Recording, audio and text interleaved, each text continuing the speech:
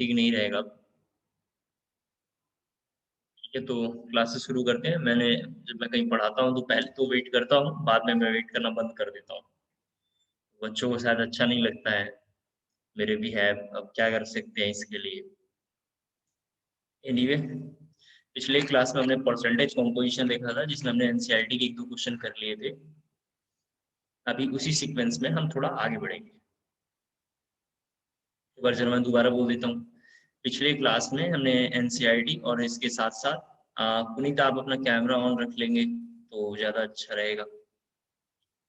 और एनसीईआरटी के साथ साथ हमने बहुत सारे टॉपिक कर लिए थे। आज उसी टॉपिक में परसेंटेज कॉम्पोजिशन में 3-4 न्यूमेरिकल अभी और करेंगे, जो एनसीईआरटी से बाहर है लेकिन प्रीवियस ईयर्स के सीक्वेंस में क्वेश्चन आया हुआ है। तो थोड़ा हम वो क्वेश्चन करेंगे, फिर एम्पिरिकल और मॉलिक्यूलर फॉर्मूला आज कम से कम हम कर लेंगे। 3-4 टॉपिक तो आज हम कर लेंगे और कम से कम 10 न्यूमेरिकल हमें कर लेना है ताकि हम आगे बढ़ जाए। कल की क्लास के बाद जिसका भी क्लास छूट जाएगा, मैं पहले इन्फॉर्म कर दूं, कल या परसों की क्लास के बाद देखते हैं कब वो टाइमिंग आता है। उसके अगर क्लास छूट जाएगा तो आपको कभी समझ में नहीं आएगा, ये मैं कहीं भी लिख लो, गारंटी देता हूँ आपको, क्योंकि कल के बाद से टॉपिक काफी मुश्किल हो जाएगा, जहाँ से थोड़ा हमें ध्यान से पढ़ने की जरूरत है। तो आज थोड़ा हम लोग क्वेश्चन लिखेंगे 16.5 ग्राम 16.5 ग्राम of a certain metal of metal, ऐसे लिखना, of metal combined with oxygen, 16.5 gram of a metal 16.5 gram of a metal combined with oxygen। Oxygen का मतलब ध्यान रखना है O2, ऑक्सीजन का मतलब क्या होता है O2, O2 लिखना।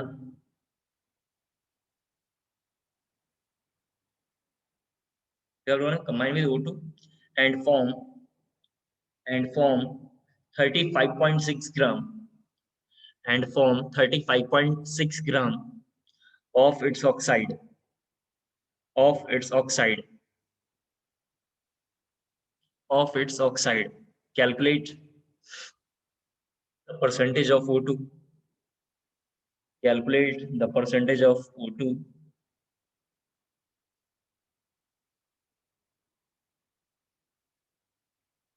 calculate the percentage of O2 लिखा आप लोगों ने, in the metal oxide, in the metal oxide, in the metal oxide। आप जरा, आप में से कोई क्वेश्चन का जरा स्क्रीनशॉट लेके जो हम लोगों ने ग्रुप बनाया न्यू 11th, उसमें शेयर कर देंगे। ये एक लेट आया है, बोलेगा दोबारा लिखवाने के लिए, इससे अच्छा है कि वहां से कॉपी कर लेगा। जरा क्वेश्चन जो मैंने बोला उसका स्क्रीनशॉट एक बार उसमें शेयर कर देना, ताकि ये लेट आया इसको दिक्कत ना हो। यहाँ देखते हैं, मेटल प्लस O2 ये लिखा हुआ है, और ये बनाया एक ऑक्साइड। जब भी मेटल का ऑक्साइड बनता है M2N। जैसे एग्जांपल देख सकते हैं हम, Al प्लस O2, आपको पता होगा ये बनाता है Al2O3। इसका मतलब इसका जो चार्ज है, इसका चार्ज यहाँ मल्टीप्लाई हो रहा है, इसका चार्ज यहाँ मल्टीप्लाई हो रहा है, और इसका चार्ज यहाँ मल्टीप्लाई हो रहा है। हम देख सकते हैं मल्टीप्लाई होने की वजह से Al2 बना और O3 बना। क्या बना, Al2 बना और O3 बना। सिमिलर मैं आपको समझाना चाहता हूँ कि M प्लस O2 और M2N बन गया। क्वेश्चन में इसकी वैल्यू गिवन है, कितना है 16.5 ग्राम, और इसकी वैल्यू भी गिवन है, कितना है 35.6 ग्राम। तो हमसे क्वेश्चन में पूछ रहा है, जरा स्क्रीन पे सभी बच्चे देखिए, हमसे पूछ रहा है परसेंटेज ऑफ O2 पूछ रहा है। तो मुझे क्या करना पड़ेगा, पहले तो टोटल मास देखना पड़ेगा। आपको याद होगा पिछले क्लास में परसेंटेज कंपोजिशन का फॉर्मूला था, नीचे में परसेंटेज कंपोजिशन के, जब यहाँ पे जो 35.6 हमने लिखा है, यहाँ पे रखते थे मोलर मास या वेट ऑफ कंपाउंड। एक बार जरा फॉर्मूले में देख लीजिए, क्योंकि ये सारे क्वेश्चंस अब हमारे एनसीईआरटी में नहीं है तो प्रॉब्लम नहीं होगी। परसेंटेज ऑफ ऑक्सीजन में यहाँ पे हम लिख रहे थे मोलर मास, जो एनसीईआरटी लेवल पे टॉपिक में हर टीचर पढ़ाता रहता है, जो आसान है, लेकिन वेट ऑफ कंपाउंड भी हम यहाँ पे लिख सकते हैं। और ऊपर में हमें याद होगा यहाँ पे वेट ऑफ एलिमेंट लिख रहे थे, यहाँ पे वेट ऑफ ऑक्सीजन निकालना पड़ेगा जो यहाँ से निकलेगा। तो अगर मैं वेट ऑफ ऑक्सीजन के बारे में बात करूँ तो यहाँ लिखूंगा 35.6 माइनस 16.5 ग्राम, जो हम यहाँ से निकालेंगे तो कितना होगा 19.1 ग्राम। जो 19.1 ग्राम यहाँ हम रख देंगे, कॉपी कर लेंगे इसको।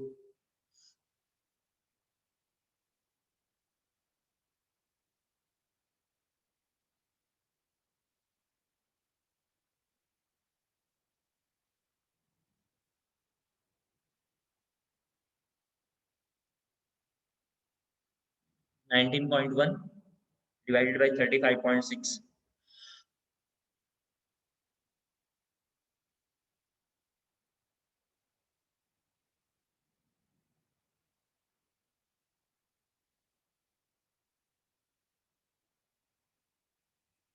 ओके, नेक्स्ट क्वेश्चन एक लिखना है थोड़ा हमें। इस क्वेश्चन क्वेश्चन कहाँ पे है? क्वेश्चन मैंने ग्रुप में शेयर कर दिया, वहां से कॉपी कर लेंगे और टाइम से थोड़ा आ जाया करें आप लोग।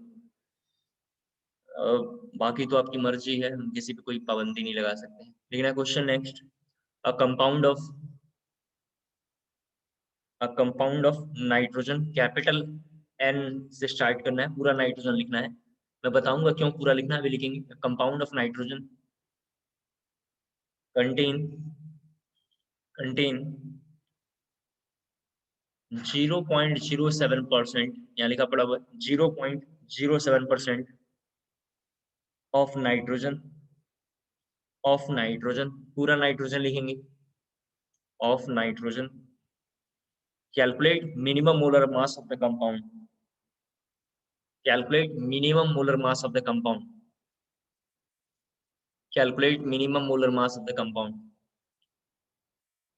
Calculate minimum molar mass of the compound. ऐसे क्वेश्चंस प्रीवियस में आए हुए हैं जेई मेंस में, इसलिए थोड़ा इसको हम कर रहे हैं। तो पहले आपको हेडिंग थोड़ा लिखना है, कंसेप्ट ऑफ मिनिमम मोलर मास। ये क्या होता है थोड़ा इसको देख लेते हैं पहले। Minimum molar mass, concept of minimum molar mass हमारी हेडिंग है, इसमें लिखना है आपको। लिखना for minimum molar mass, sorry थोड़ा इंटरनेट चला गया था सर, ठीक है। लिखना concept of minimum molar mass में, for concept of minimum molar mass, for concept of minimum molar mass लिखा उन्होंने, of any compound, for minimum molar mass of any compound, that compound that compound should contain that compound should contain at least one atom, that compound should contain at least one atom, at least one atom of the element, of the element whose percentage is given, whose percentage is given, whose percentage is given। तो जरा करते हैं solve. यहाँ देखिए formula होता है हमारे पास, percentage of element जिसका निकालना है। इधर में तो 100, नीचे ऊपर में रखते हैं वेट ऑफ एलिमेंट जिसका निकालना है, और नीचे में वेट ऑफ कंपाउंड, या ये स्लैश मतलब और है, मैं एक बार लिख देता हूँ शायद आप में से कोई कंफ्यूजन ना रहे, या मोलर मास ऑफ क्या लेना है, कंपाउंड। ये हमारे पास फॉर्मूला है, ये हमारा पहला फॉर्मूला था जो हम लोग देख रहे थे। अब क्वेश्चन में लिखा हुआ है वहां पे परसेंटेज ऑफ एलिमेंट के बारे में गिवन है, कितना परसेंटेज है, 0.07%। आप देख सकते हैं वहां 100 तो यहाँ लेना ही पड़ेगा। इसके बाद क्वेश्चन बोला है कि मिनिमम मोलर मास निकालना है, यानी ये निकालना है, क्या निकालना है, मिनिमम मोलर मास निकालना है। और ऊपर में वेट ऑफ एलिमेंट लिखेंगे, कितना लिखेंगे, 14। जरा दो बातें इधर ध्यान से सुन लें। अगर हमने केवल वहां पे कंपाउंड ऑफ नाइट्रोजन कंटेन इतना परसेंट नाइट्रोजन, अगर किसी बच्चे ने N2 लिखा होता तो इसका मास 28 होता, लेकिन हमने केवल क्या लिखा है, नाइट्रोजन जिसका मास कितना है, 14 है। तो इस बात को हमने पहले ही आपको नोट करवा दिया है। वहां पे हमने 14 हमने क्यों लिखा है, क्योंकि हमने नाइट्रोजन मेंशन किया है। लेकिन हम जब भी लिखते तो वहां पे हमें नाइट्रोजन N2 लिखना पड़ता। अगर हम डाई एटॉमिक में, दोबारा एक बार बोलता हूँ, अ compound of nitrogen contain 0.07% of nitrogen लिखा है हमने, तो उसके जगह पे या तो आपको ऐसे लिखना पड़ेगा, जरा देख लें आप, या आप N2 भी लिख सकते हैं, लेकिन इसका जो मास है 14 लेना पड़ेगा। इस बार 28 हो जाएगा, इसलिए हमने इसको छोड़ दिया और हमने केवल केवल नाइट्रोजन पूरा का पूरा लिख लिया है। तो कितना लिखेंगे, 14 इसका मोलर मास है। और जब हम सॉल्व करेंगे तो ये पॉइंट को हटाना चाहते हैं हम, तो पॉइंट को जब हम हटाएंगे तो ये 7 ऐसे ही रह जाएगा, ये 14/m इंटू ये 100 तो पहले से है, इधर से जीरो इधर आ जाएगा, इधर से जीरो कितना आएगा, 3 जीरो आ जाएगा। ठीक है, आप समझ पा रहे होंगे, इधर से कितना आ जाएगा, 3 जीरो आ जाएगा। फिर 7 का टेबल देख लेंगे, 7 2 जो आप समझ ही होंगे अब 14 होता है, तो मोलर मास कितना हो जाएगा, 2। और बाकी ये देख सकते हैं इस तरीके का, और फिर 3 जीरो, ये कॉपी करना है आपको।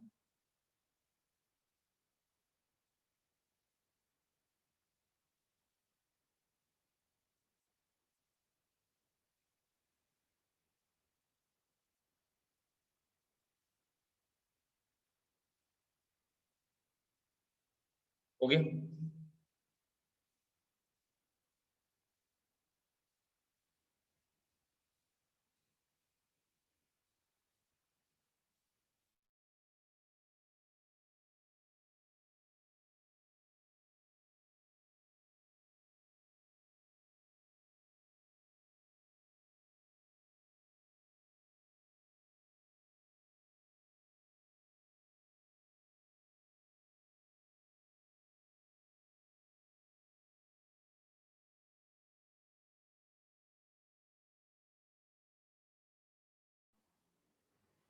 देखेंगे नेक्स्ट क्वेश्चन, इंसुलिन।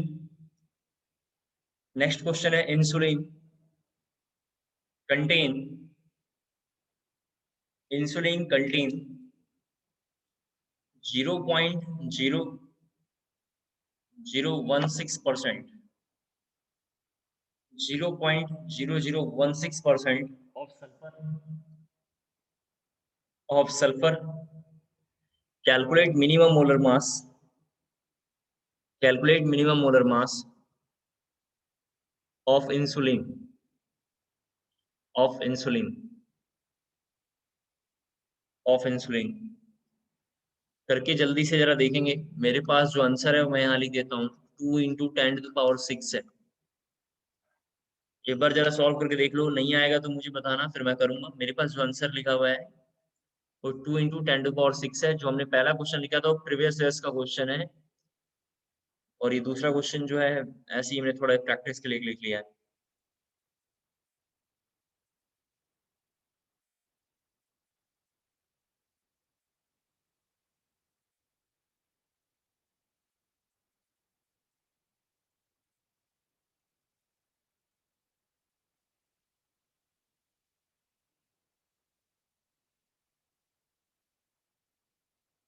हो गया?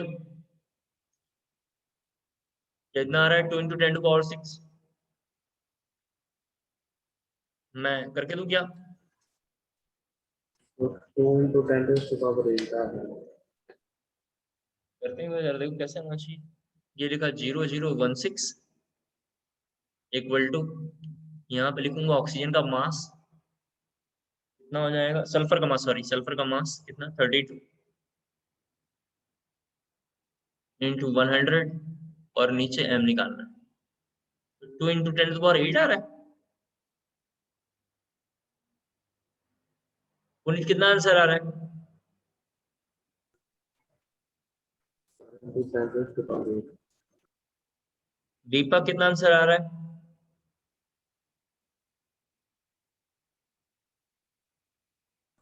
Sir 2 × 10⁻8 is 7। अमरजीत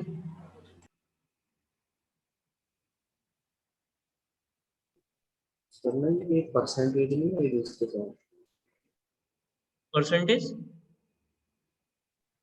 0.0016 के साथ। अच्छा, ये परसेंटेज लिखो ना लिखो उससे क्या फर्क पड़ता है? ये तो पहले से क्वेश्चन में बोला हुआ है कितना परसेंट है, तो इसके जगह पे ये तो हमने एक ही लाइन लिखा ना, परसेंटेज ऑफ एलिमेंट की जगह पे तो लिखा है ये पूरी बात। ये लिखो, ये लिखो, या ये लिखो, एक ही बात है, कोई फर्क पड़ता तो है नहीं हमारे हिसाब से। हम इससे तो कुछ मतलब ही नहीं, हम तो केवल ये वैल्यू ले रहे हैं ना, केवल ये वैल्यू ले रहे हैं। सर मैं परसेंटेज जो 100 मिल जाएगा। हाँ, ये क्यों परसेंटेज नहीं ले रहे हैं? क्योंकि परसेंटेज क्वेश्चन में वो लिखा है ना, percentage of element this, this का मतलब वो डाटा में केवल चाहिए। और नेक्स्ट क्वेश्चन लिखना है, haemoglobin contain, haemoglobin contain 0.25%, 0.25% of iron, of iron। लिखना if molar mass of hemoglobin, if molar mass of hemoglobin, if molar mass of hemoglobin is 89600, is 896, यहाँ लिखा हुआ है 89600, then calculate number of Fe atoms, then calculate number of Fe atoms,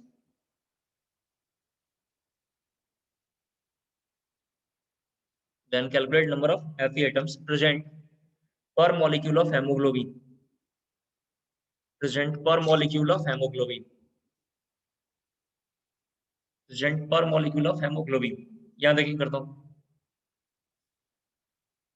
आपको तो पता है percentage इधर लिखना है, परसेंटेज ऑफ एलिमेंट है बेसिकली, यहाँ लिख देता हूँ परसेंटेज एलिमेंट, यहाँ पे 100, यहाँ पे वेट ऑफ एलिमेंट लिख रहे हैं हम बार बार, ये थोड़ा रिपीट कर रहा हूँ, नीचे में वेट ऑफ कंपाउंड या मोलर मास, आप जानते हैं ये फॉर्मूला हम लिख रहे हैं, इन दोनों में से कोई लेना है, वेट ऑफ कंपाउंड या molar mass. Percentage of element question में 0.25 गिवन है, 0.25 को हम लोग 1/4 लिख सकते हैं। क्या लिखेंगे? 1/4 लिख सकते हैं। वेट ऑफ एलिमेंट आपको निकालना है इसका, तो वेट ऑफ एलिमेंट अपने को निकालना है तो हम सीधा ऐसे लिख लेंगे इंटू 100। वेट ऑफ एलिमेंट इस बार क्या निकालना है, वेट ऑफ Fe, और कितना मास है इसका 89600, 89600। तो यहाँ से हमारा वेट ऑफ Fe आ जाएगा, जो हम इजिली देख पा रहे हैं यहाँ पे, ये 2 जीरो हट गया होगा। अब मैं वेट ऑफ Fe के बारे में बात करूंगा तो कितना होगा 896/4, ये कितना होगा 224। ये वेट ऑफ Fe है, कितना वैल्यू है, ये वेट ऑफ Fe है, लेकिन हमसे क्वेश्चन पूछ रहा है नंबर ऑफ एटम्स। तो आपको तो पता है कि नंबर ऑफ Fe एटम्स निकालने के लिए जो पीछे की क्लासों का फॉर्मूला हम निकालेंगे, Fe एटम का फॉर्मूला निकालने क्या होगा 224 डिवाइडेड बाई कितना लिखेंगे हम 56, कितना लिखेंगे 56, तो यहाँ से वैल्यू आएगा 4। तो नंबर ऑफ Fe एटम्स कितना हो जाएगा इसमें 4 हो जाएगा। ये जरा कॉपी करना है।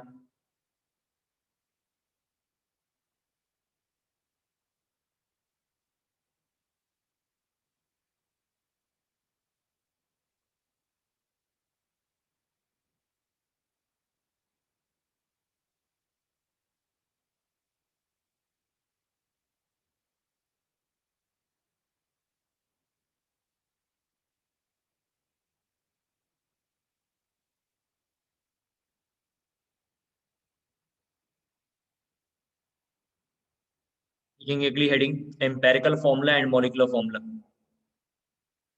Empirical formula and molecular formula जो हमारी एनसीईआरटी की टॉपिक है, थोड़ा इसको देखते हैं एक बार। Empirical formula and molecular formula, empirical formula and molecular formula, उसमें लिखना है थोड़ा सा, एक दो लाइन लिखेंगे। Formula is a group of the symbol, formula is the group of the symbol of the substance, of the substance. Formula is a group of the symbol of the substance which represent one molecule of the substance, which represent one molecule of the substance, that is that is it represent it represent chemical combination of substance, chemical combination of substance, chemical combination of substance। Heading लिखेंगे इसके बाद empirical formula, यहाँ लिखा हुआ है EF, ऐसे लिखना है आपको एम्पेरिकल फॉर्मूला EF लिखना, ठीक है। लिखेंगे formula which denote, formula which denote simplest ratio, which denote simplest ratio of all the element, of all the element present in one molecule, present in one molecule of the compound, of the compound is known as EF, is known as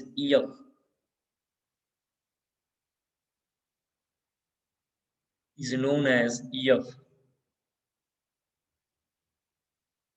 next लिखेंगे heading MF, molecular formula. MF में लिखना है formula which denote,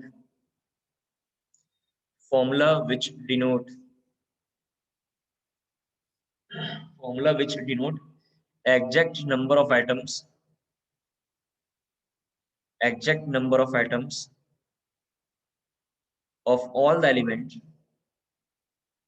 of all the element in one molecule, in one molecule of the compound, in one molecule of the compound is known as MF, is known as MF। Next एक छोटी सी heading लिखना है relation between EF and MF, relation between EF and MF। फिर मैं बताता हूँ ये सब चीजें क्या है, पहले कॉपी कर ले। Relation between MF and EF लिखा हुआ है, या EF एंड MF में जरा देखें, ये लिखा हुआ है मॉलिक्यूलर फॉर्मूला इक्वल टू होता है N इंटू EF। इस N की वैल्यू कैसे निकालेंगे, तो इस N के बारे में ये लिखा हुआ है MF equal to N into EF। n mole नहीं है, n कैसे निकालेंगे? तो लिखा हुआ है यहाँ पे एम्पेरिकल फॉर्मूला मास, जिसको अब हम लोग शॉर्ट में बोला करेंगे EFM, divided by molecular formula mass, जिसको हम लोग शॉर्ट में बोला करेंगे MFM। तो n निकालने का फॉर्मूला है EFM डिवाइडेड बाई MFM। ये कॉपी करना है, सॉरी थोड़ा सा हमने ये उल्टा लिख दिया, एक मिनट जरा वेट करना, सॉरी थोड़ा मैं उल्टा लिख दिया, अभी अचानक ध्यान आया मेरे को। ये लिखा हुआ है MFM मॉलिक्यूलर फॉर्मूला मास, जिसको हम MFM लिखेंगे, divided by empirical formula mass, that is हम EFM लिखेंगे। ये लिखना है molecular formula equal to the n into F, where n MFM divided by EFM। Internet क्यों जा रहा है इतना, समझ में ये नहीं आ रहा।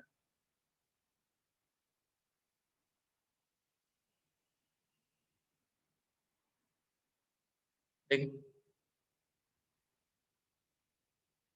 लोग अपने कॉपी, एक क्लास 10th में एक टॉपिक हमने देखा होगा, सभी बच्चे स्क्रीन पे देखें, जरा मैं ये समझा दूं एक लाइन। क्लास 10th में कार्बन एंड इट्स कंपाउंड में एक छोटा सा टॉपिक होगा जिसका नाम होगा आइसोमेरिज्म।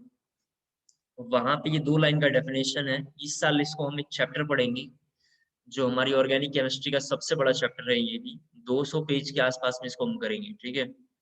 वहां पे 2 लाइन का डेफिनेशन था और यहाँ ये 200 पेज के आसपास में जाएगा। इसी तरीके से वहां पे हमने रिएक्शंस थोड़े देखे थे, जिसमें एक था सब्स्टिट्यूशन रिएक्शन और 2-3 रिएक्शन था। यहाँ पे रिएक्शन करते करते मतलब जो हमारा 3 महीने या 2 महीने लग जाएंगे, जिसमें हम लोग करीबन 2000 रिएक्शन करेंगे। तो हमें जाके तब थोड़ा नॉलेज आएगा अच्छे लेवल पे, तब हम एग्जामिनेशन क्वालिफाई करने लायक होंगे। अभी आइसोमरिज्म जरा हम समझते हैं क्या है। आइसोमरिज्म के बारे में हम जानते हैं, कंपाउंड हैविंग, जरा प्लीज यहाँ देखना है, 2 कंपाउंड होना चाहिए, रहता देखो, दोनों कंपाउंड के मॉलिक्यूलर फॉर्मूला क्या होना चाहिए? सेम होना चाहिए, बट डिफरेंट इन, बुक्स में तो अलग अलग लाइन लिखा रहता है, मैं थोड़ा यहाँ पे लिख देता हूँ, डिफरेंट इन स्ट्रक्चर लिखा होता है, लेकिन हम लिखेंगे but different in at least one property. ये सब क्या होता है अब हमारे काम का नहीं है, बस हम ये देखना चाह रहे हैं जो EFM है वो कैसे डिफाइन होता है। Compound having same molecular formula but differ in structure, books में लिखा होगा but differ in at least one property. एक ही बात है, हम एटलीस्ट वन प्रॉपर्टी ज्यादा लिखते हैं क्योंकि ये कई चीजों को सेपरेट कर पाता है। अभी फिलहाल जरा हम देखना चाहते हैं, आपको एग्जाम्पल NCERT वाला जो है मैं वही लिख रहा हूँ जो क्लास 10 में आप पढ़ के आता है। इसमें ये लिखा हुआ है, इसका 2 आइसोमर के बारे में बात करें, ये रफ है, लिखना नहीं है आप। तो पहला जो इसका आइसोमर है वो C2H5OH है, देख लें आप। और दूसरा आइसोमर ये, इस कंपाउंड में अगर हम बात करें तो इस कंपाउंड का नाम ऑल है, ऑल का मतलब एल्कोहल है, आप जानते हैं, और इस कंपाउंड का नाम एल्कोक्सी ईथर है। आप जानते होंगे ये सारी बातें। ईथर लिखने का ये फॉर्मूला होता है RORS, जिसके लिए लिखते हैं एल्कोक्सी ईथर। तो ये एल्कोक्सी ईथर है और ये क्या है? ऑल है। आप जानते हैं मेथनॉल, इथेनॉल, प्रोपेनॉल, बेसिकली कैसा है ये? ऑल का मतलब एल्कोहल है, ये एल्कोहल है, ये सब रफ है। और ये कैसा है? ईथर है। कैसे पता चला ये दोनों कंपाउंड एक दूसरे के आइसोमर है? तो हमने देखा कार्बन की वैल्यू इधर देख रहे हैं हम 2 है, हाइड्रोजन की वैल्यू 6 है और ऑक्सीजन की वैल्यू 1। यहाँ भी कार्बन की वैल्यू 2 है, हाइड्रोजन की वैल्यू 6 है और ऑक्सीजन की वैल्यू 1 है। इस वाले में भी कार्बन की वैल्यू आप देख सकते हैं 2 है, हाइड्रोजन की वैल्यू 6 है और ऑक्सीजन की वैल्यू 1 है। डेफिनेशन में लाइन पहले से मेंशन है, ध्यान सुने, compound having same molecular formula, molecular formula मतलब रेशियो 2:6:1। क्या लिखा हुआ है? 2:6:1, यानी compound having same molecular formula but differ in at least one property. ये आगे की लाइन हमारे काम का नहीं, बस हम पहला लाइन जरा देख रहे हैं। Compound having same molecular formula, लिखा हुआ है कि मॉलिक्यूलर फॉर्मूला उसका सेम होना चाहिए। इसका मतलब हम मॉलिक्यूलर फॉर्मूला जो पढ़ रहे हैं वो जरा हम दिखना चाहते हैं यहाँ से उसका क्या रिलेशन है। ऐसा मानते हैं कि 2 कंपाउंड का अगर मॉलिक्यूलर फॉर्मूला सेम हो जाए, ध्यान सुने, 2 कंपाउंड का मॉलिक्यूलर फॉर्मूला सेम हो जाए और प्रॉपर्टी पे डिफर हो जाए तो हम बोलते हैं एक दूसरे के आइसोमर है। लेकिन मैं आपको बताऊं, किसी कंपाउंड का ध्यान रखना है मॉलिक्यूलर फॉर्मूला सेम नहीं हो सकता है। किसी भी कंपाउंड का केवल एम्पिरिकल फॉर्मूला सेम होगा। फॉर एग्जांपल जरा थोड़ा हम और देखते हैं कि एक दो एग्जांपल तो हमें क्लियर होगा। मॉलिक्यूलर फॉर्मूला हम इसमें क्या दिखाई दे रहा है? हमें मॉलिक्यूलर फॉर्मूला में दिखाई दे रहा है कि सिंपलेस्ट किसी भी मॉलिक्यूल का जिसका टेबल आपको याद हो, सिंपलेस्ट का मतलब क्या हो? जिसका टेबल आपको याद हो, जैसे 2 का टेबल, 4 का टेबल, 3 का टेबल, 5 का टेबल अगर आपको याद है, उस टेबल से इस वैल्यू में डिवाइड कर दें और सिंपलेस्ट इंटीजर वैल्यू निकल के आए, तो जो रेशियो है उसी रेशियो को हम क्या बोल रहे हैं? मॉलिक्यूलर फॉर्मूला बोल रहे हैं। क्या बोल रहे हैं? मॉलिक्यूलर फॉर्मूला बोल रहे हैं। लेकिन मैं आपको समझाना चाह रहा हूँ कि मॉलिक्यूलर फॉर्मूला कभी सेम नहीं हो सकता है, केवल और केवल एम्पिरिकल फॉर्मूला सेम होगा, जो इस एग्जांपल में थोड़ा हमें क्लियर होगा। जरा सभी बच्चे यहाँ देखें, ये लिखा हुआ है CHO, मतलब इसका नाम फॉर्मल्डिहाइड है, आप जानते हैं। फॉर्मल्डिहाइड का जब मैं रेशियो देखूंगा तो दिखाई दे रहा है कार्बन की वैल्यू 1, हाइड्रोजन की वैल्यू 2 और ऑक्सीजन की वैल्यू 1। CHO का रेशियो कितना है? 1:1 के रेशियो में। यहाँ देखो तुम लोग, CHO का रेशियो कैसा है? 1:1 है। एक मॉलिक्यूल है जिसका नाम ग्लूकोज है, जरा देख लें, क्या नाम है? ग्लूकोज है। इस वाले में जब मैं रेशियो के बारे में बात करूंगा तो CH और O का रेशियो है 6:12:6, ये रेशियो है। तो इसका मॉलिक्यूलर फॉर्मूला ये है और इसका मॉलिक्यूलर फॉर्मूला ये है। लेकिन हमने जब रेशियो एंड प्रोपोर्शन मैथमेटिक्स में क्लास 8, 9, 10 में जब भी कहीं पढ़ा होगा तो हमने पढ़ा होगा कि सिंपलेस्ट इंटीजर वैल्यू से डिवाइड या मल्टीप्लाई करके उसे एकदम सिंपलेस्ट फॉर्म में कन्वर्ट करना है। जो वैल्यू सिंपलेस्ट फॉर्म आएगा वही उसका रेशियो कहलाएगा। तो अगर मैं इसमें सिंपलेस्ट फॉर्म के लिए 6 से डिवाइड कर दूं तो CH और O का जो रेशियो होगा 1:2:1 होगा। दिखाई दे रहा है कि दोनों कंपाउंड का रेशियो तो बराबर हो गया है, लेकिन दोनों कंपाउंड का जो मॉलिक्यूलर फॉर्मूला है यहाँ पे वो बराबर नहीं है। दोनों कंपाउंड का मॉलिक्यूलर फॉर्मूला बराबर नहीं है, लेकिन दोनों का रेशियो बराबर हो गया है। इस 2-3 बातों से मुझे ये बात समझ में आ रहा है कि किसी भी कंपाउंड का एम्पेरिकल फॉर्मूला सेम होता है। ध्यान रखना है, मॉलिक्यूलर फॉर्मूला सेम नहीं होता है। मैं दोबारा बोलता हूँ, मॉलिक्यूलर फॉर्मूला इंडिविजुअल हर कंपाउंड का अलग-अलग होगा। क्यों होगा? क्योंकि उस कंपाउंड की कॉम्पोजिशन यानी मॉलिक्यूल कितने-कितने गिवन है, ये वहाँ पे इनबिल्ट होगा। जैसे ऊपर वाले में दैट इज़ फॉर्मल्डिहाइड में कार्बन की वैल्यू 1 ही गिवन है, हाइड्रोजन की वैल्यू 2 गिवन है और ऑक्सीजन की वैल्यू 1 गिवन है। यानी उस कंपाउंड का 1:2:1 मॉलिक्यूलर फॉर्मूला है। मैं एक्सेप्ट कर रहा हूँ। नीचे वाले में जो है केवल और केवल इसका मॉलिक्यूलर फॉर्मूला अलग है 6:2:6, लेकिन दोनों के मॉलिक्यूलर फॉर्मूला सेम नहीं हो सकते हैं। जैसे ही अगर आपने सेम करने की कोशिश करी तो दोनों का रेशियो तो सेम हो जाएगा, लेकिन जब रेशियो से वापस आके कंपाउंड को देखेंगे तो दोनों कंपाउंड सेम दिखाई नहीं देंगे। ऊपर वाले एग्जांपल में ये दोनों हमें सेम दिखाई दे रहे हैं। ऊपर वाले में दोनों हमें सेम दिखाई दे रहा है। जब रेशियो हम देख रहे हैं, CHO का रेशियो CHO का रेशियो हम देख रहे हैं, मतलब कार्बन, हाइड्रोजन और ऑक्सीजन का रेशियो देख रहे हैं तो 2:6:1 है, लेकिन नीचे वाले में बराबर नहीं है। तो ध्यान रखना है कि रेशियो सेम हो सकता है, मॉलिक्यूलर फॉर्मूला बिल्कुल एक डिफरेंट लाइन है, अलग वर्ड है। जब रेशियो किसी कंपाउंड का सिंपलेस्ट रेशियो सिमिलर हो जाएगा तो उसको हम बोलते हैं एम्पिरिकल फॉर्मूला। तो उसको हम क्या बोलते हैं? Empirical formula. अगर इतनी बातें जरा समझ में आ गया हो तो जरा अच्छे से रिप्लाई देंगे अपना।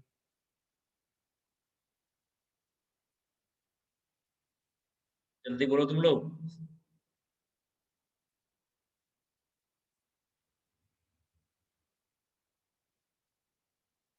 क्वेश्चन लिखेंगे अब, एम्पिरिकल फॉर्मूला।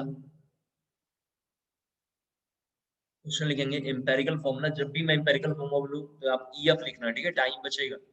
लिखेंगे empirical formula of C2H2। C2H2 आप जानते होंगे इसका नाम, थोड़ा 9, 10 से बच्चे पढ़ के आते हैं, जिसका नाम एसिटिलीन है, तो थोड़ा नाम भी हमें लिखना है। एंड बेंजीन इसका नाम है, C6H6 benzene. C2H2 acetylene and C6H6 benzene. Benzene is CH, यहाँ लिखा हुआ है CH कैपिटल लेटर में लिखा हुआ है। if MFM if MFM molecular formula mass if MFM molecular formula mass if MFM molecular formula mass of C2H2 and C6H6 C2H2 and C6H6 C2H2 and C6H6 is 26 and 78 is 26 and 78 is 26 and 78 respectively, then calculate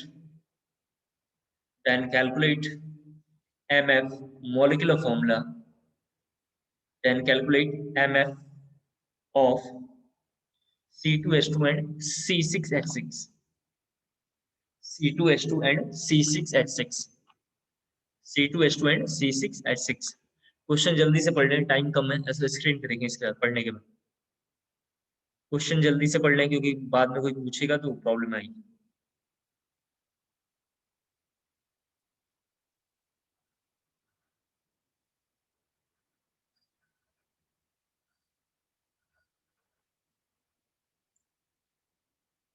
question में लिखा हुआ है compound का, पढ़ लिया आप लोगों ने। क्वेश्चन में पढ़ने के बाद लिखा हुआ है एम्पेरिकल फॉर्मूला CH है, तो जो एम्पेरिकल मॉलिक्यूलर फॉर्मूला मास होगा, जरा देखो यहाँ पे एम्पेरिकल फॉर्मूला जो मास होगा वो 12 × 1 + 1 × 1 कितना होगा, 13 होगा। EFM कैसे हमने निकाला होगा, जो उस कंपाउंड का EF मिला है हमारे पास, उस EF का जो मास होगा वही क्या होगा, एम्पेरिकल फॉर्मूला मास होगा। अगर मैं फर्स्ट कंपाउंड जिसका नाम एसिटिलीन है ये लूं, एसिटिलीन का आप जानते हैं फॉर्मूला क्या होता है, C2H2, मैंने जो यहाँ पे क्वेश्चन में मेंशन कर दिया है। तो इस कंपाउंड का MFM गिवन है, इस कंपाउंड का MFM कितना गिवन है, 26। MFM कितना गिवन है, 26। मैं N निकालूंगा, और N का फॉर्मूला पिछले क्लास में हमने देखा है, मतलब अभी थोड़ी देर पहले देखा था, MFM divided by EMF। N का फॉर्मूला होता है molecular formula mass divided by empirical formula mass. Molecular formula mass आपने निकाला है, पहले से क्वेश्चन में गिवन है 26, और EMFM आपने कैलकुलेट किया है कितना है, 13। तो जो यहाँ से N की वैल्यू होगी वो कितनी हो जाएगी, 2 हो जाएगी, जो हमने इजीली यहाँ से देख लिया है। इसके बाद हमने EF और MF का रिलेशन ये देखा था कि किसी मॉलिक्यूल का अगर MF देखेंगे तो N × EF है, कितना है, N × EF है, N की वैल्यू 2 है और EF की वैल्यू कितनी है, CH है। तो इस कंपाउंड का जो MF होगा कितना हो जाएगा, C2H2 हो जाएगा। उम्मीद करता हूँ शायद समझ में आ गया होगा। तो पहले जरा ये कॉपी करना है आपको, क्वेश्चन का फर्स्ट पार्ट है, जल्दी से कॉपी करना है आपको।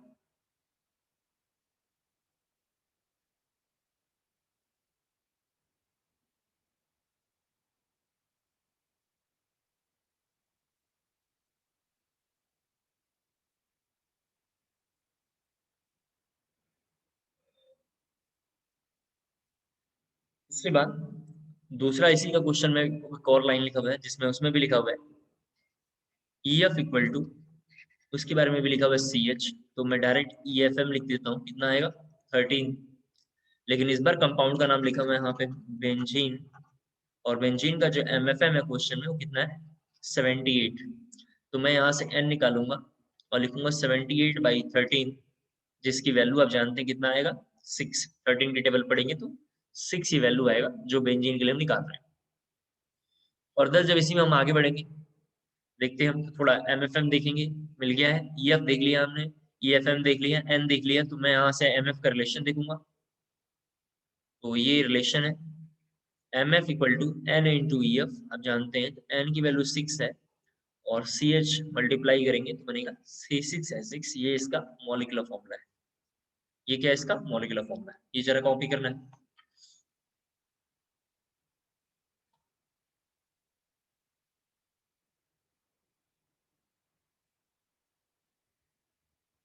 नेक्स्ट क्वेश्चन लिखेंगे थोड़ा NCERT का, कैलकुलेट। नेक्स्ट क्वेश्चन थोड़ा NCERT को कवर करने के लिए लिख रहे हैं, लिखेंगे कैलकुलेट N, स्मॉल n लिखना है, calculate N and EF, empirical formula, calculate N and EF।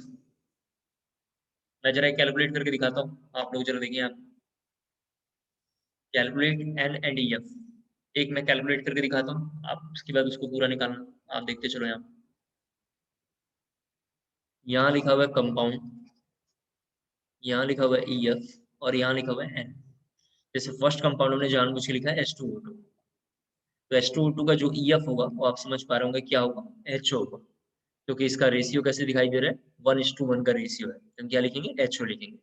जरा मेरी बात थोड़ा ध्यान सुन लें, अगर कोई वैल्यू, क्योंकि यहाँ से क्वेश्चन आया हुआ है, बच्चे कंफ्यूज हो जाते हैं, अगर कोई वैल्यू सिंपलेस्ट रेशियो में कन्वर्ट हो रहा है तो अपनी मर्जी से लिख लेंगे। अच्छा, रेशियो में कन्वर्ट कैसे होता है, जिसका टेबल याद हो उसका डिवाइड करने के बाद छोटा सा वैल्यू निकल के आएगा, जो इंटीजर वैल्यू है वही उसका रेशियो है, उसको हम लिख देते हैं।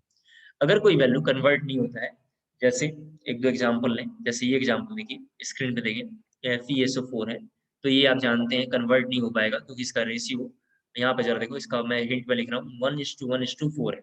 Fe की वैल्यू 1 है, सल्फर की वैल्यू 1 है, और ऑक्सीजन की वैल्यू 4 है, कन्वर्ट नहीं होगा, तो इसका empirical formula as it is होगा, क्या होगा इसका, एज इट इज होगा, तो हम लिखेंगे FeSO4। N निकालने का फॉर्मूला आपको तो पता है, MFM डिवाइडेड बाई क्या होता है, EFM, ये थोड़ा मैंने ऐसे ही लिखा है, आपको लिखने की जरूरत नहीं है।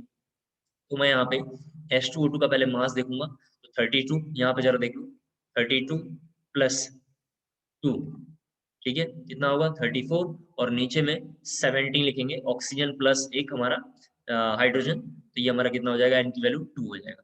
तो उम्मीद करता हूँ आपको क्लियर हो गया होगा।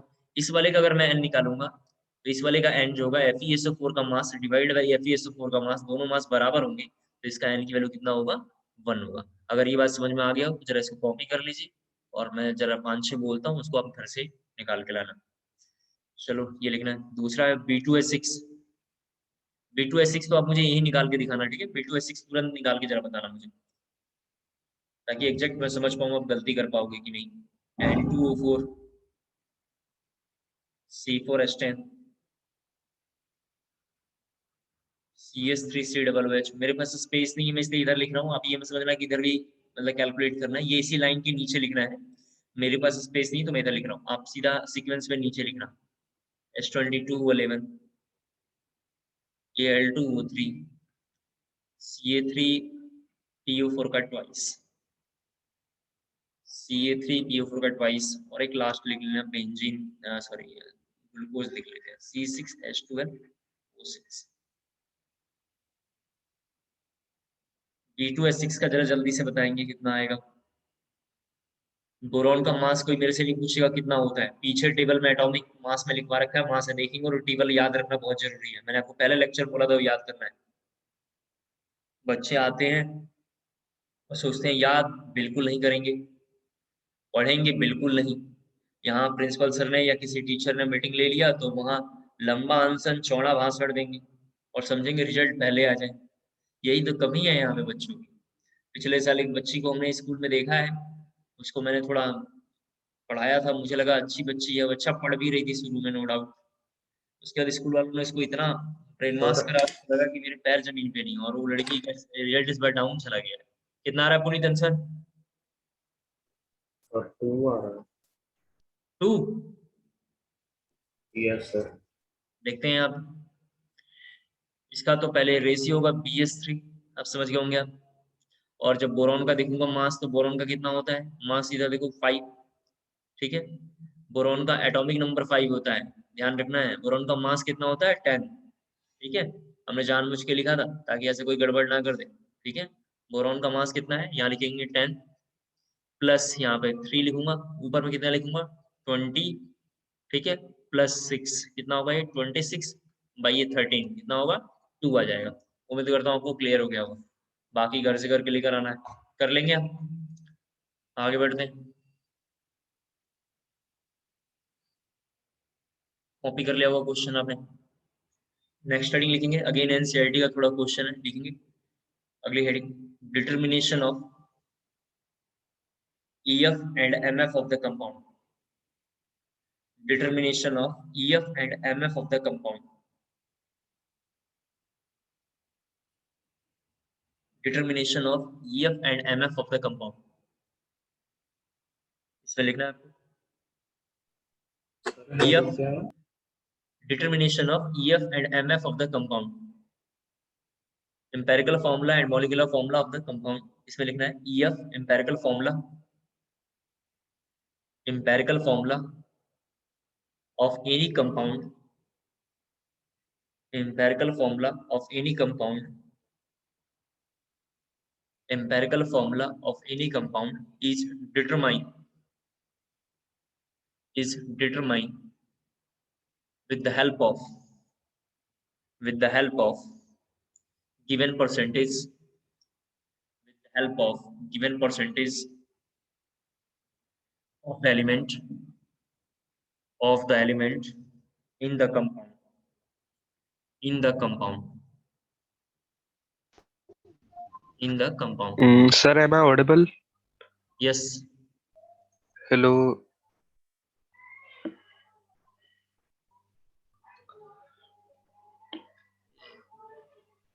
हाँ जी अमरजीत बताओ। Sir, if I'm audible, ji sir, Amarjeet if I'm बोलो। audible, I can't see the screen. Everything is blank and I can't hear voices. Puneet screen नहीं दिख रहा है? सर दिख रहा है। दिख रहा है? Yes sir. एक बार जरा दोबारा कर लेते हैं, कोई बात नहीं। आपका थोड़ा इंटरनेट इशू होगा शायद, हो सकता है, कोई दिक्कत नहीं, दोबारा देख लेते हैं। Yes, sir. यहाँ पे ना वो बादल छा रखे हैं ना. हम्म। हमारे जो बॉलीवुड की फिल्में बनती हैं सब क्लाइमेटोलॉजी पे बनती हैं, बादल छाया बारिश आया, इस टाइप के गाने सारे बनते हैं, तो कोई बात नहीं है। अब दिख रहा है सर। हाँ, थोड़ा हिमाचल के आसपास में, यहाँ हिमाचल थोड़ा लगा हुआ है, पहाड़ी इलाका है, यहाँ नेटवर्क का बड़ा इशू रहता है। तो मैंने तो बाद में वीडियो यूट्यूब पे अपलोड कर देता हूँ, वहां से जो है डाउनलोड कर लेंगे और आराम से देख लेंगे, कोई दिक्कत नहीं है। और आप तो जहाँ रहते हो, मुझे लगता है पहाड़ वहाड़ के आसपास में रहते होगे, वहां तो हंसी वादियां के ऊपर बहुत सारे गाने बनते होंगे, लोकल गाने। हिंदुस्तान के मैक्सिमम गाने यही सब चीजों पे बनता है, क्लाइमेटोलॉजी तो पूरा लेके ही बनता है, अगर ये नहीं रहता तो गड़बड़ी हो जाता। खैर ये देखते हैं जरा सा, ये टेबल थोड़ा हमें याद रखना है। जरा सा मैं टेबल एक बार बनाता हूँ, आप देखिए, यहाँ लिखा हुआ है एलिमेंट, ये छोटा सा टेबल है, यहाँ लिखा हुआ है एलिमेंट। दूसरा यहाँ पे लिखा हुआ है परसेंटेज ऑफ एनी गिवन, जो गिवन होगा, percentage of any element, percentage of any element लिखा हुआ है। और यहाँ पे लिखा हुआ है वेट रेशियो, और यहाँ पे लिखा हुआ है वेट रेशियो। ये टेबल जरा सा हमें थोड़ा छोटा सा ही बनाना है, और वेट रेशियो लिखा हुआ है। फिर अगला टेबल में लाइन लिखा हुआ है यहाँ पे number of atoms. Number of atoms कैसे निकालेंगे जरा से, यहाँ देखो, percentage divided by M, atomic mass. बढ़िया सा टेबल बनाना है, एक ही पेज पे बनाना है और सीधा टेबल बनाना है। ऐसा नहीं कि कॉपी को जरा सा हॉरिजॉन्टल नहीं करना है, हॉरिजॉन्टल समझते हैं ना, ऐसे नहीं करना है, ऐसी कॉपी करना है, वर्टिकल ही बनाना है। ठीक है, यहाँ लिखा हुआ है RRE, छोटे से में लिखा हुआ है, यहाँ लिखा हुआ है RR equal to number of atoms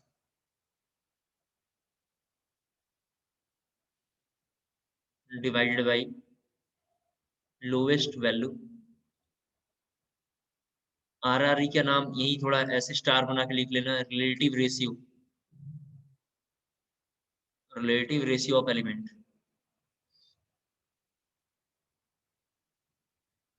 यहाँ लिखा हुआ है in case of RRE, RRE is not integer,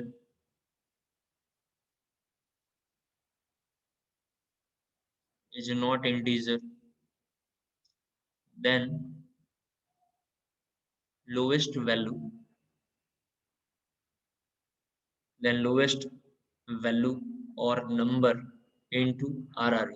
ये सब मैं बताऊंगा, अभी तो फिलहाल कॉपी करना है। और जो वैल्यू आएगा उसका नाम SR है, SR का नाम होता है सिंपलेस्ट रेशियो। आपको ये फिलहाल अभी टेबल कॉपी करना है, मैं बताऊंगा टेबल क्या है, और टेबल आपको अच्छे से क्लियर हो पाएगा। दोबारा एक बार बोलता हूँ, फर्स्ट टेबल में लिखना है एलिमेंट, दूसरे में लिखना है परसेंटेज ऑफ एलिमेंट और वेट रेशियो जो हम लिखेंगे। थर्ड में लिखना है नंबर ऑफ एटम्स, लिखा हुआ है percentage divided by atomic mass. Fourth में लिखा हुआ है RRE, RRE का नाम नीचे लिखना है जिसका नाम है relative ratio of element, equal to लिखा हुआ है number of atoms divided by lowest value, कुछ होगा अभी हम देखेंगे।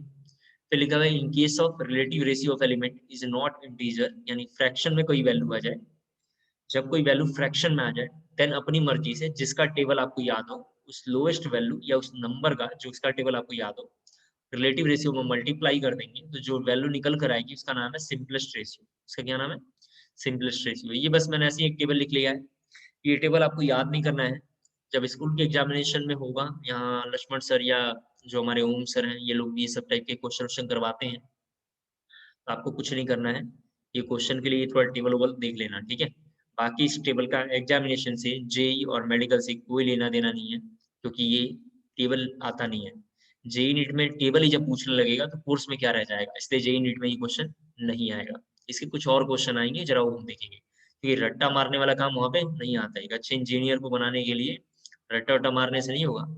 कल अगर आप लोग होंगे वहाँ पे मीटिंग में, तो वो लोग जो भी बातें कह लें, एक इंजीनियर बनने में, एक आईटीएन बनने में इंसान की वर्ट लग जाती है। आपको अभी धीरे धीरे अनुभव होगा ही 2-4 सालों में, कि बेटर इंजीनियर बनने में। जेई मेंस में तो बहुत कॉलेजेस हैं, इंजीनियरिंग में एडवांस के लिए बहुत ही मेहनत करना पड़ता है। एनीवे, आगे आते हैं क्वेश्चन में, एक देखते हैं जरा समझ में आएगा। क्वेश्चन लिखना, hydrocarbon contain contain 80% contain 80% 80 of carbon if MFM molecular formula mass if MFM molecular formula mass of hydrocarbon of hydrocarbon is 30 30. Then calculate its MF and EF. Then calculate its MF and EF. Its MF and EF. ठीक है, एक बार जरा मेरी बात question को पढ़ के जरा स्क्रीन पे देखेंगे। एक बार जरा क्वेश्चन को पढ़ लीजिए जरा जल्दी से, क्योंकि बार-बार जब मैं बोला करूँ क्वेश्चन पढ़ना है तो पढ़ लिया करें, अदरवाइज आंसर समझ में नहीं आएगा। सबसे पहले लिखा हुआ हाइड्रोकार्बन, हम जूनियर क्लासों में, ठीक है, हाइड्रोकार्बन लिखा हुआ है, हम जूनियर क्लासों में पढ़ते हैं कि हाइड्रोकार्बन उसे बोलते हैं जिसमें कार्बन और हाइड्रोजन हो, लेकिन ऐसा नहीं है। अब सीनियर क्लासेस में ये थोड़ा चेंज हो जाएगा डेफिनेशन, लेकिन अभी हम मान के चलेंगे कि हाइड्रोकार्बन क्या है, कार्बन और हाइड्रोजन। तो मैं यहाँ पे जरा देखो क्या लिखूंगा, एक तो सी लिखूंगा और एक एच लिखूंगा। एलिमेंट वाले टेबल में हम ये लिखेंगे। फिर परसेंटेज गिवन है, इसका कितना है, 80% है, इसका कितना होगा, 20% है। सर हाइड्रोजन तो गिवन नहीं है, हाइड्रोजन आपको पता है इसमें, क्योंकि हाइड्रोकार्बन मतलब होता है कार्बन और हाइड्रोजन। आप कहेंगे सर ये भी नहीं लिखा हुआ, आप केवल कार्बन लिखिए, तो कार्बन की वैल्यू 80% है। कंपाउंड 100% तभी बनेगा जब कोई और रेशियो गिवन होगा, कितना है, 20%। उम्मीद करता हूँ क्लियर होगा रहा। फिर यहाँ पे मैं एटम निकालने के लिए जरा देखो क्या करेंगे। यहाँ पे एटम निकालने के लिए मैंने यहाँ पे लिख रखा है 80 डिवाइडेड बाई मास, मास कितना है इसका 12, यहाँ पे 20 डिवाइडेड बाई क्या है 1, ये हो जाएगा जरा देखो 20/3। पॉइंट में वैल्यू नहीं लेके जाना है कभी भी, मैं बार बार न्यूमेरिकल में बोलता रहता हूँ, कोई भी वैल्यू पॉइंट में लेके नहीं जाना है। ऐसा मैं क्यों बोलता हूँ कि जो टीचर अच्छे से नहीं पढ़ाते हैं या उनका पढ़ाने का मन नहीं करता, बच्चे खुद बोलते हैं यहाँ से तो तू कैलकुलेट कर लेगा, बहुत ईजी है वगैरह वगैरह करके टाइम पास कर देते हैं। मैं खुद कैलकुलेट करके पूरा आपको दिखा रहा हूँ हर बार, तो आपको समझ में ये आएगा कि आपको कैलकुलेशन में क्या मिस्टेक होगी और क्या ध्यान रखना है। तो 20/3 और नीचे में कौन सा आ जाएगा, 20 आ जाएगा। तो जरा सा देख लो, टेबल भी कंटिन्यू चल रहा है। Percentage of element, number of atoms हमने निकाला, इसके बाद रिलेटिव रेशियो के लिए जरा सा देखो क्या लिखा हुआ है, नंबर ऑफ एटम्स। जरा स्क्रीन पे सभी बच्चे यहाँ देखें, काफी इंपॉर्टेंट है यहाँ से। 20 नंबर ऑफ एटम्स लिखा हुआ है, 20/3 हम लिखेंगे, डिवाइडेड बाई लोएस्ट वैल्यू। जरा यहाँ देखना है लोएस्ट वैल्यू क्या है, 20/3 और 20 में हम जाके देखेंगे लोएस्ट वैल्यू कौन है। 20/3 और 20 में लोएस्ट वैल्यू कौन होता है, 20/3। तो हम नीचे भी कितना लिखेंगे, 20/3, और यहाँ क्या लिखेंगे 20, और यहाँ पे क्या लिखेंगे 20/3। ठीक है, उम्मीद करता हूँ क्लियर हो गया होगा। तो ये कितना आ जाएगा, 3 आ जाएगा, और इसके बारे में बात करेंगे तो कितना आ जाएगा, ये 1 आ जाएगा। तो ये रिलेटिव रेशियो आ गया। ये वाला जो टेबल है जरा ध्यान सुनना, ये वाला जो टेबल है इसकी यहाँ कोई जरूरत नहीं है, एक बार जरा देखिए प्लीज, इस टेबल की यहाँ कोई जरूरत नहीं है, लेकिन फिर भी एक बार हम इसको लिख लेंगे। यहाँ पे हमने ये एज इट इज कॉपी कर दिया, 1 को एज इट इज, 3 को एज इट इज हमने कॉपी कर दिया। ये टेबल की जरूरत क्यों नहीं थी, क्योंकि ये रिलेटिव रेशियो अगर किसी बच्चे का फ्रैक्शन में आ गया, क्या हमारा फ्रैक्शन में आया है क्या, नहीं इंटीजर में, अगर किसी का रिलेटिव रेशियो फ्रैक्शन में चला गया, तो फ्रैक्शन में जैसे मान लेते हैं, जरा यहाँ देखो प्लीज, किसी बच्चे ने निकाला तो यहाँ पे 0.3 आ गया और 0.2 आ गया, ये रफ है, रफ है, ये लिख मत लेना थोड़ा।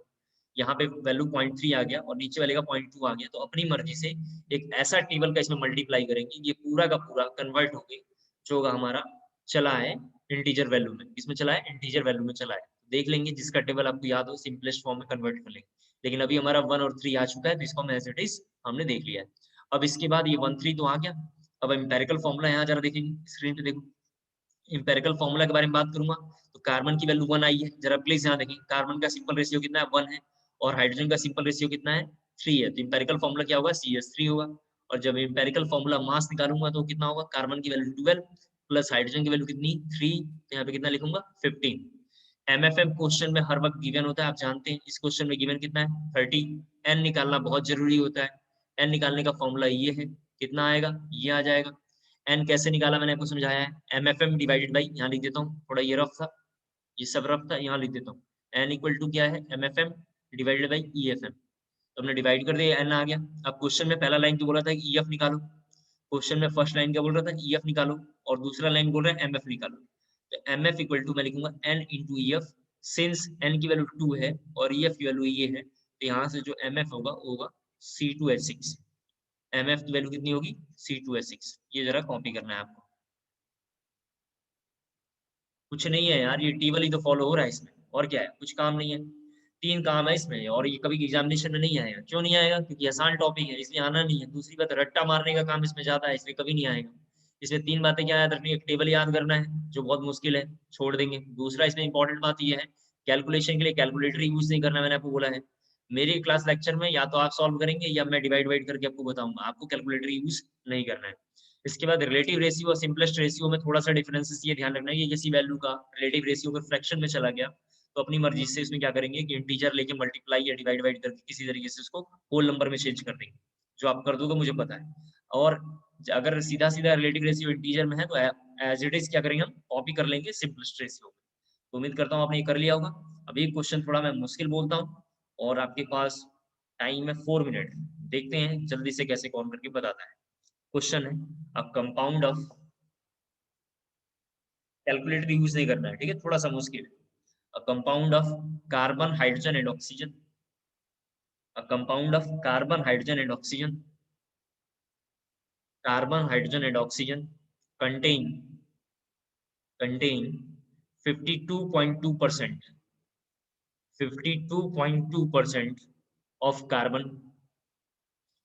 वन सेकेंड, एक बार रिपीट कर रहा हूँ। Compound of carbon hydrogen and oxygen contain 52.2% of carbon, 13% of hydrogen, 13% of hydrogen. Hydrogen जब बोलूँ तो कैपिटल एच, कार्बन बोलूँ तो कैपिटल सी लिखना, ठीक है।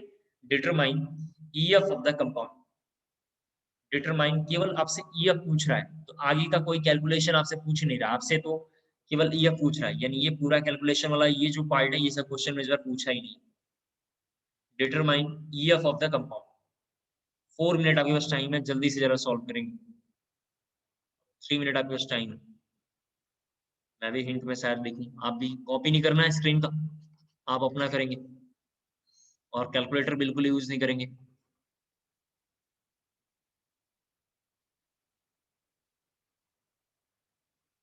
ऑक्सीजन की वैल्यू कैसे पता चलेगा सर? 100 में से लेस करके देखेंगे। 100 का मतलब क्या हो गया, 52.2 प्लस 13 को हम जोड़ देंगे और इनको ऐड करने के बाद 100 से लेस कर देंगे तो आ जाएगा।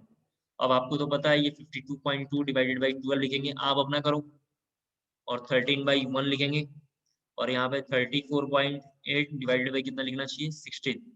जब इसको हमने डिवाइड किया होगा तो ये 4.35 आया होगा। इसको तो एज इट इज कॉपी करेंगे, ये जो होगा 16 इंटू 232 यानी 2.17 के आसपास आएगा। सबसे छोटा वैल्यू लेना है तो सबसे छोटा वैल्यू 2.17 है, ये लेंगे। 13/2.17 लेंगे और 2.17 डिवाइड बाई 2 लेंगे, मतलब 17 लेंगे। ये वैल्यू 1 है, ये वैल्यू 6 है और ये वैल्यू 2 है। सिंपलेस्ट रेशियो आएगा 2:6:1। तो कार्बन की वैल्यू 2 और ऑक्सीजन की वैल्यू 1। C2H6 इसका करेक्ट आंसर आना चाहिए। क्या गुरुचरण आपको समझ में आ गया?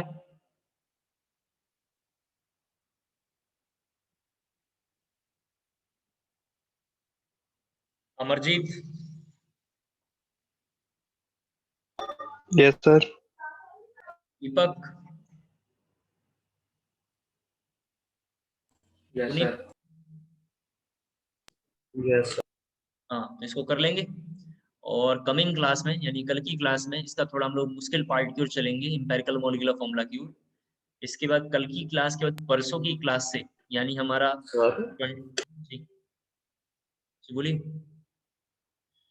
कुछ कह रहे हैं बताओ। नहीं नहीं नहीं 24 अप्रैल के बाद, मैं एक बार रिपीट कर दे रहा हूँ, 24 अप्रैल के बाद आप सबसे रिक्वेस्ट है कि क्लासेस ना छोड़ें। अगर उसके बाद अगर आपका छूटेगा तो आप कितना भी अच्छा तैयार कर लें, अब आपका नहीं हो पाएगा, क्योंकि 24 के बाद टॉपिक काफी मुश्किल हो जाएगी। पीछे के सारे रूल एक बार ब्रेन में होने चाहिए और एक जगह अप्लाई करना है।